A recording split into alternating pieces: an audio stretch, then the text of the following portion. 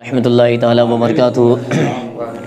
درود پاک پڑھ لیں۔ اللہم صلی علی سیدنا شفیعنا حبیبنا نبینا مولانا محمد بارک وسلم صلی علیہ الصلوۃ والسلام علیک یا حبیب اللہ یا رسول اللہ صلی اللہ تعالی علیہ وسلم۔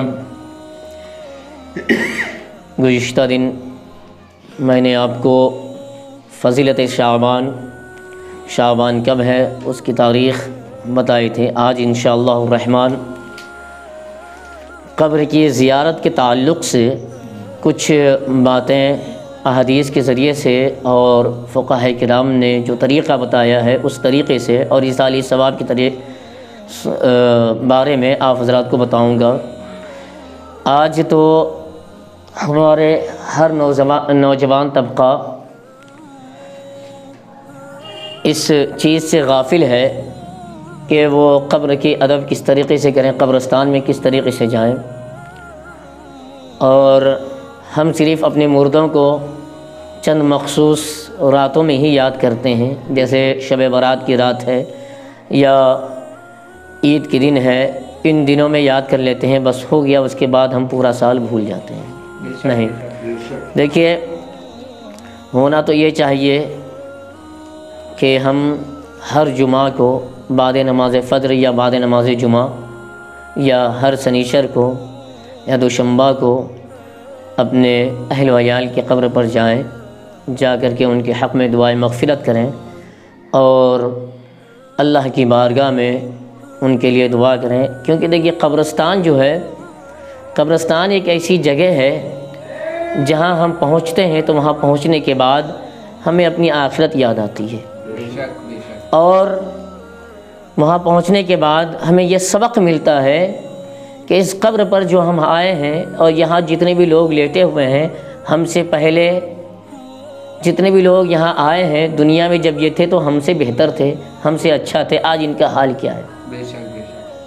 تو وہاں جانے کے بعد ہمیں نصیحت بھی ملتی ہے، تو اللہ کی بارگاہ میں دعا کریں، یہ کوشش کریں کہ اللہ تبارک و تعالی ہمیں توفیق دے کہ ہم روز نہ جا سکیں تو کم سے کم جمعہ کے دن یا دوشنبے کے دن یا جب ٹائم ملے ہفتے میں کوئی دن بھی چلے جائیں، اپنے اہل و عیال کے نام پر فاتحہ کریں، ان کے لیے دعائے مغفرت کریں۔ انشاءاللہ الرحمن اللہ نے چاہا تو ہمارے اس نیک عمل سے ہمارا بھی بیڑا پار ہو جائے گا اور اہل قبر کا بھی بیڑا پار ہو جائے گا۔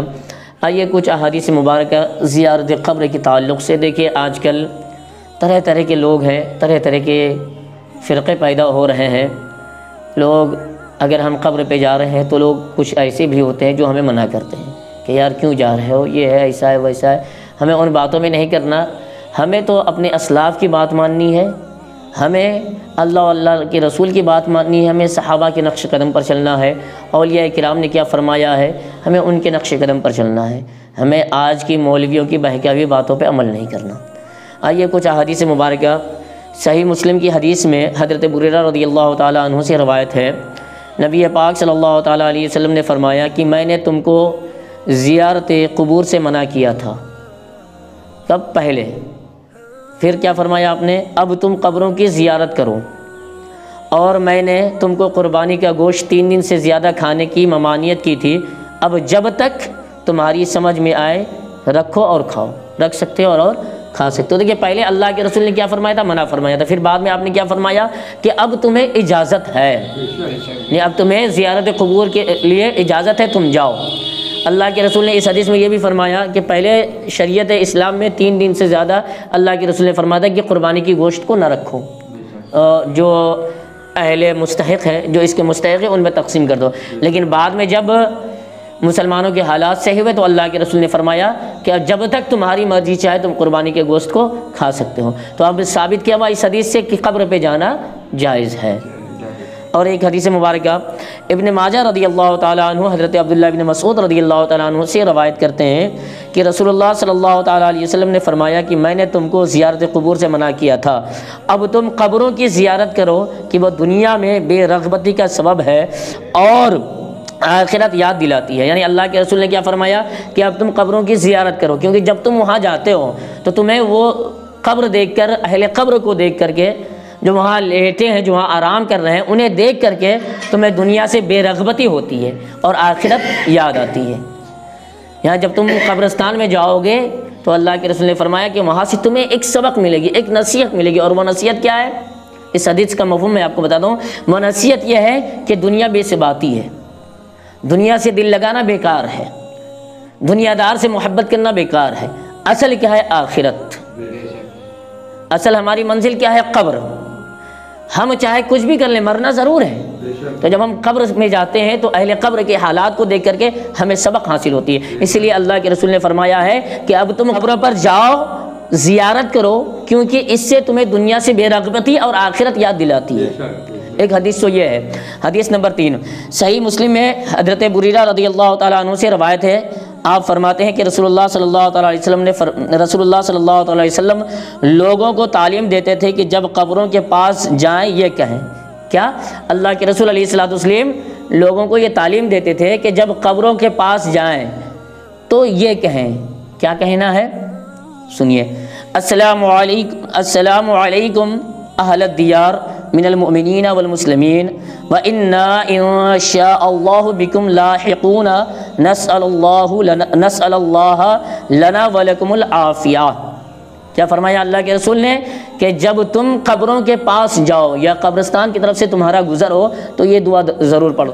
نہیں سمجھ میں آتا ہے تو آپ یہی کہہ دیں، اے اہل قبر، اے مسلمانوں کے بستی۔ دیکھیے یہاں کیا ہوتا ہے؟ السلام علیکم یا اہل دیاری من المؤمنین والمسلمین۔ اہل دیار کا مطلب ہوتا ہے اے گھر والے، اہل کا مطلب ہوتا ہے والا، دیار کا مطلب گھر بھی ہوتا ہے، ٹھیک ہے؟ من المؤمنین والمسلمین، مومنین اور مسلمین سے، یعنی آپ وہاں جائیں قبرستان میں، اگر یہ دعا یاد نہ ہو تو آپ اپنی الفاظ میں پڑھیں کہ اللہ تبارک و تعالیٰ آپ لوگوں پر سلامتی نازل کرے، اہل قبر، ٹھیک ہے؟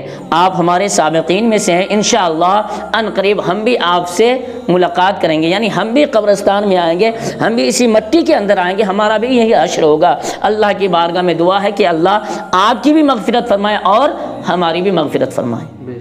تو یہ دعا اللہ کے رسول نے ہمیں سکھائی ہے۔ اور آئیے ایک حدیث مبارکہ ترمذی میں حضرت ابن عباس رضی اللہ تعالیٰ عنہما سے روایت ہے کہ نبی پاک صلی اللہ تعالیٰ علیہ وسلم مدینہ میں قبور کے پاس گزرے تو ادھر کو منہ کر لیا۔ کیا؟ حضرت عبداللہ ابن عباس رضی اللہ تعالیٰ عنہ روایت کرتے ہیں کہ نبی پاک صلی اللہ علیہ وسلم مدینہ میں قبور یا قبر کی جمع ہے، قبروں کے پاس سے گزرے تو ادھر کو منہ کر لیا اور یہ فرمایا، السلام علیکم یا اہل القبور یغفر اللہ لنا ولکم انتم سلفنا ونحن بالعطر۔ ایک دعا تو یہ ہے، کیا ہے؟ السلام علیکم یا اہل القبور یغفر اللہ لنا ولکم انتم سلفنا ونحن بالعطر۔ اللہ کے رسول نے یہ بھی فرمایا ہے، آپ اسے بھی پڑھ سکتے ہیں۔